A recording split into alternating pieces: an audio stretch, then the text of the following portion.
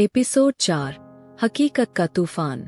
सुबह की हल्की धूप खिड़की से अंदर आ रही थी, मगर घर में अब भी एक अजीब सी खामोशी थी। सना की आंखों में रात भर की नींद नहीं थी। वह अब भी पिछले दिन की खबरों को याद कर रही थी। फैजू, जिसे वह और उसकी मां निकम्मा समझते थे, वह देश का सबसे युवा अरबती निकला, फ्यूचर इनोवेशंस का मालिक फैजान अली। सना बिस्तर पर बैठी अपनी हथेलियों को मल रही थी। उसकी आंखें बार बार फोन स्क्रीन पर जा रही थीं, जहां फैजू की तस्वीरें और इंटरव्यूज वायरल हो रहे थे।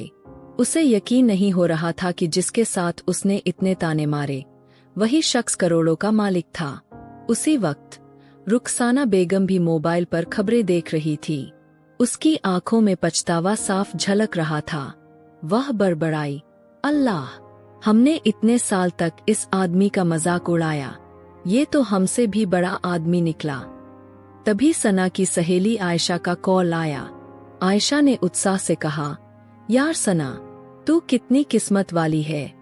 तेरा पति तो करोड़पति निकला, तेरा तो अब ऐश ही ऐश है। मगर सना के चेहरे पर खुशी नहीं थी। उसकी आवाज में हिचक थी। हाँ, किस्मत। वह सिर्फ इतना कहकर फोन काट देती है।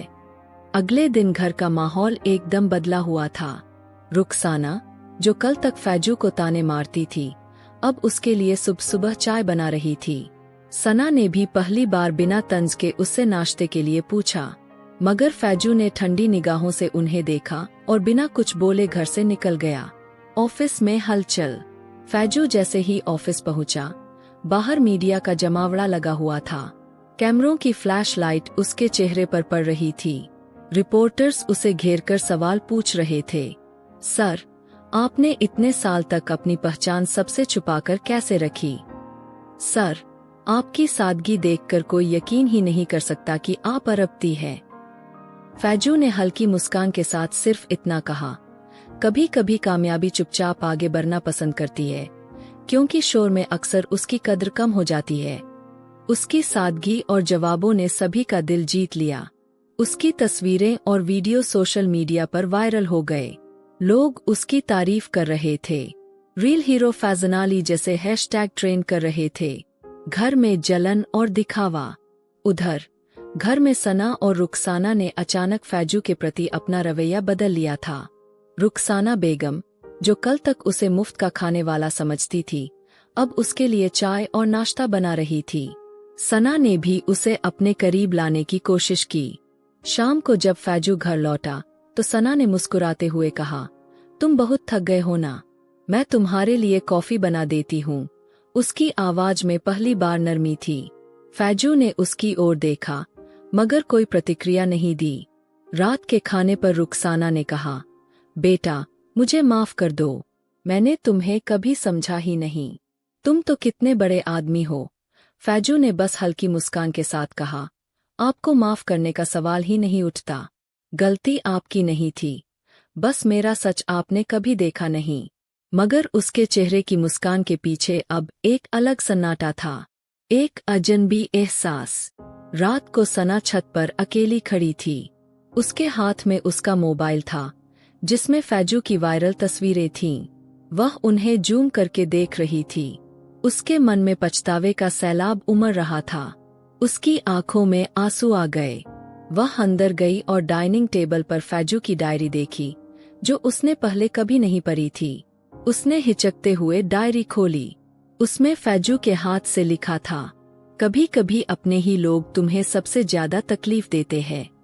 मैंने जिनके लिए सब कुछ किया, वही मुझे फालतू समझते रहे।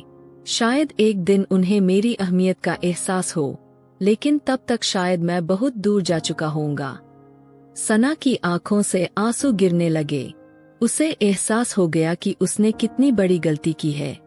फैजू का फैसला। अगली सुबह फैजू जल्दी ऑफिस जाने की तैयारी कर रहा था। तभी सना उसके पास आई और कांपती आवाज में बोली, फैजू, प्लीज मुझे माफ कर दो, मैंने तुम्हें कभी समझा ही नहीं। उसकी आंखों में आंसू थे। फैजू ने उसकी ओर देखा, मगर इस बार उसकी आंखों में कोई भाव नहीं था।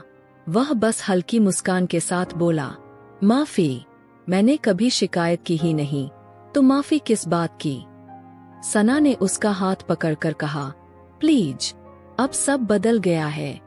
अब हम तुम्हें पहले जैसा नहीं समझते। प्लीज हमें छोड़कर मत जाना।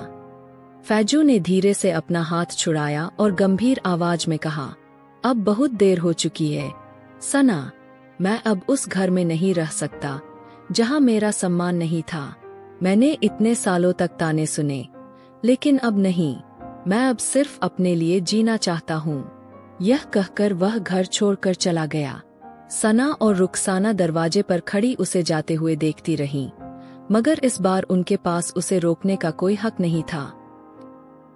फैजू अब एक अलग शहर में अपनी नई जिंदगी शुरू कर रहा था, जहां ना ताने थे, ना दिखावा, बस सुकून था।